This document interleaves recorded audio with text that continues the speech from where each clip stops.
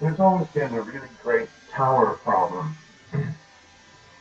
um, you know, and the tower problem is a kind of wanting to be above it all. So the famous story of the tower, the ultimate tower, was when these guys got together after the flood of Noah, and they ended up down there in the Tigris-Euphrates Valley area, and they started to build a tower because they were being consolidated by a king, Nimrod. Um, There was a time when people were scared to death of animals, predators.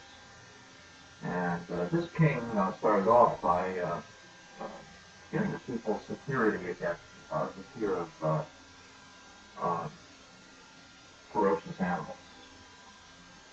So what happened was that Nimrod went on to persuade the people that they should no longer fear God.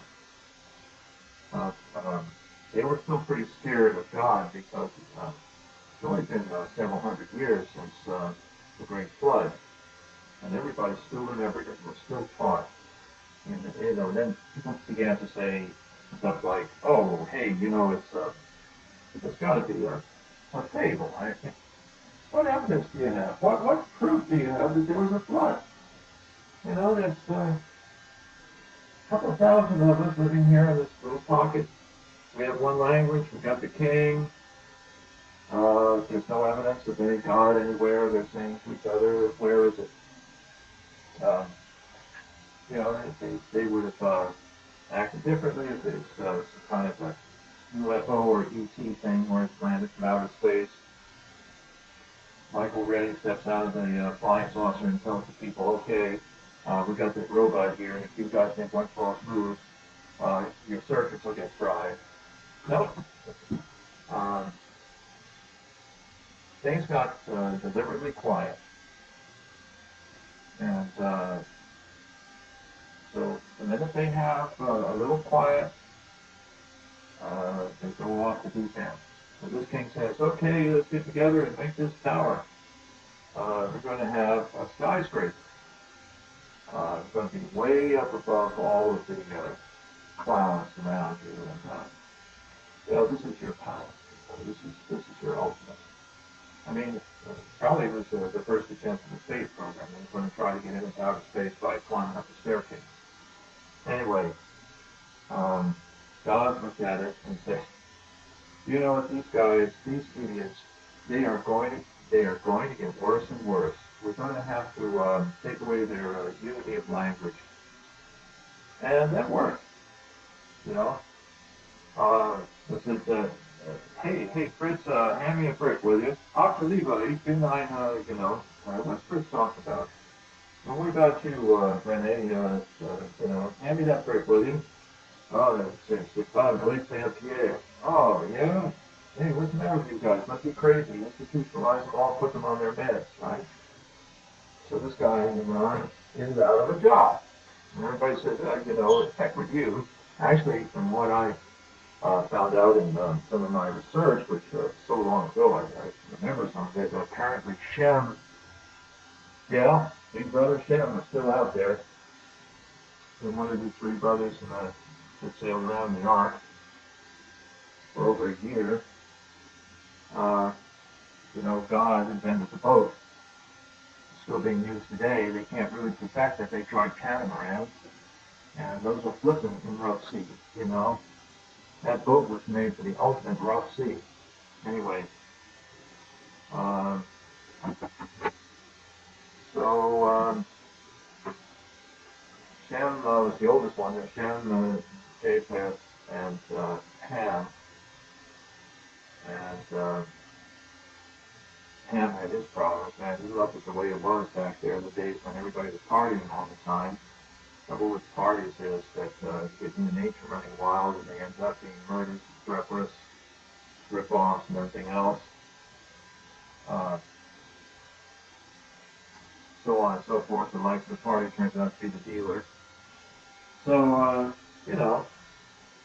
Shem, from whom were descended all the Oriental peoples, starting in the Middle East with the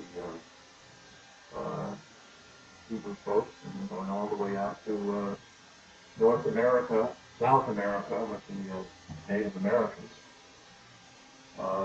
Those guys covered the most territory. They were really more advanced than the other brothers. With the Haskell, Japheth, who went up to the European areas. Anyway, so all that to say that Jesus was trying to tell us there'll always be people trying to take over the world, trying to run the world. He said, what should it profit a man if he should gain the whole world and lose his own soul? Or what shall a man give in exchange for his soul?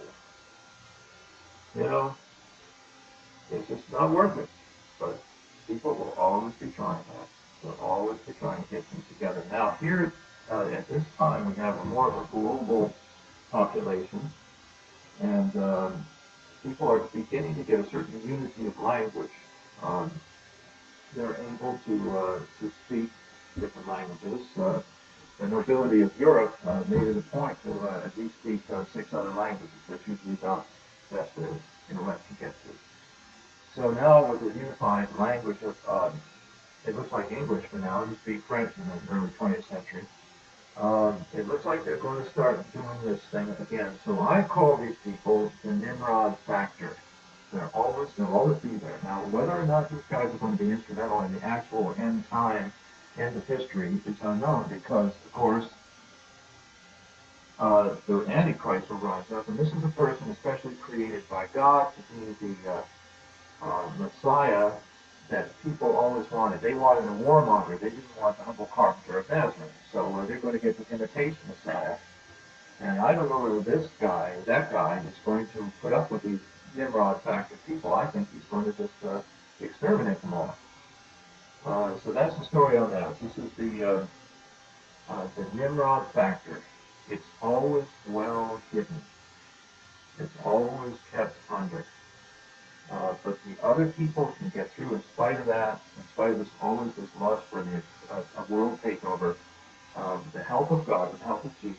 Those who are not born again, who don't want to do that, or they get some modicum of protection up until the point where they actually reject Jesus, and their protection is known as merciful protection of God. And the others, the ones that do hang on tight to Jesus, the Savior, will be brought through it all. And I guess that's about all we have time for here. More later. As they say in Germany. Later, holiness.